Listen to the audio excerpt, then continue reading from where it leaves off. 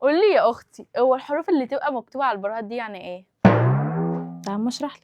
بصي بقى، الحروف دي بتبقى حجم الكب. هيكون عندنا الاي والبي والسي والدي والدي والاي والاف. تعال ما اقول لك كل حرف بيفرق معاكي في ايه. حرف الاي حجم الصدر بيكون صغير، والمقاسات بتاعته غالبا بتبقى من 32 لحد 38. حرف البي بيكون للصدر المتوسط، يعني مقاساته غالبا برضو بتكون من 38 لحد 44. اما السي الحجم بتاعه بيكون اكبر من المتوسط شويه بس مش كبير قوي، والمقاسات بتاعته غالبا بتبقى من 38 برضو ل 44.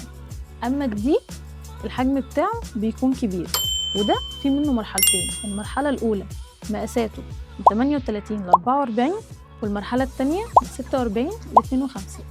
وفي بقى الدي دي والاي والاف، وده طبعا يعتبر مقاسات خاصه.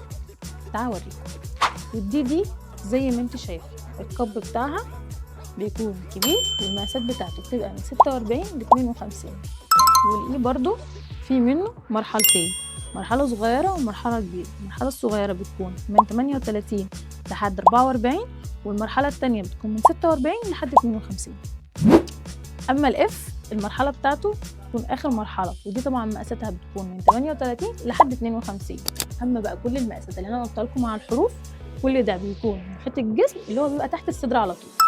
اوعي تفتكري ان المقاسات ثابته، دي بتفرق من مصنع للتاني ومن موديل للتاني. واو.